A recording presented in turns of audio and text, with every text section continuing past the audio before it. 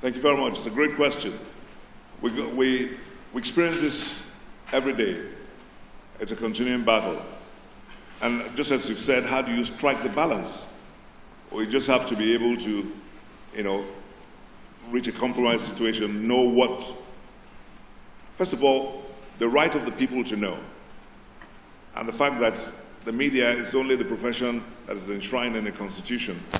So we have the responsibility to let the people know what's going on, and the responsibility to hold government to account.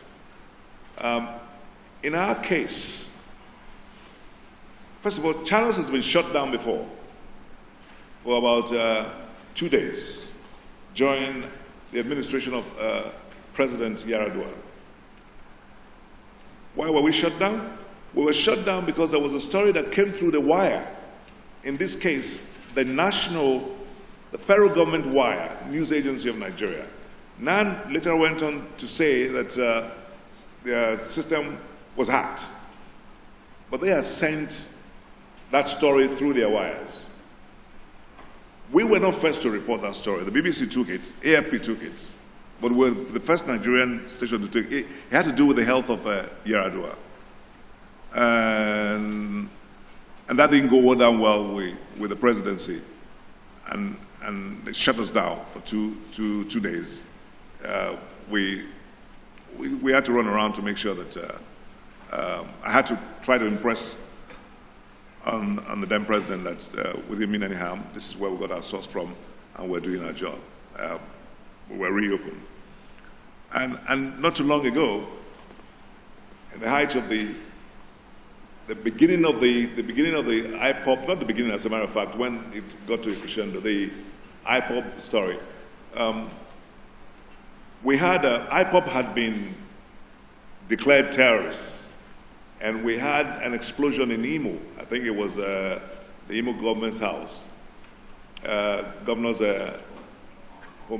house in his hometown. And then IPOP was accused of having thrown the bomb in that house and, accused of being the one responsible for the explosion. We were doing a story, and the IPOP guys came on the line, and we asked them the question. Why did you do this? They said it wasn't that. So we took their own side of the story. For that, we were fined.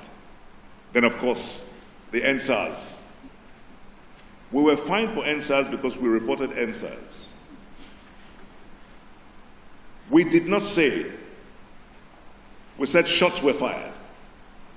We did not say the military killed the people. We never reported that. But the very fact that we took the story didn't go down well with government. And the regulator fined us. In fact, was on the verge of closing us down.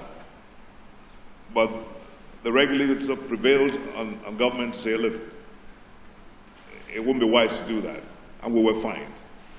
In all these cases, we stood with our story. And we said we hadn't done anything wrong.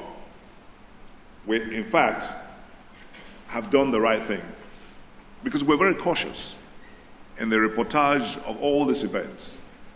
And so that's what we face on a daily basis. It's like the military. You get to a place, there are 10 Boko Haram people there, and there's a hostage there. And they're on the verge of eliminating the counterforce. What do? Do you try and wipe out the Boko Haram and try to save the captive? Or do you allow them to wipe out the men who have gone to counter them? Is a question that you have to balance. If you can achieve wiping them out and rescuing the captive, great story. But sometimes, as we all know, there are collateral damages. And so when such things happen, you've got to be able to tread very softly and carefully, and you strike a balance. So that's what we do in our profession as well. As much as possible, we don't have any ulterior motives. Nigeria is our country as far as channels is concerned. And we give respect to the military.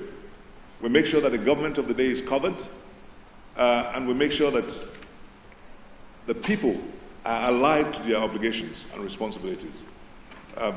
So by so doing, it doesn't go down well with some people because they believe that you're exposing them, and we get the hate sometimes. That's the way the world goes, so we're loving it. I'll take one more question from Pastor to my right.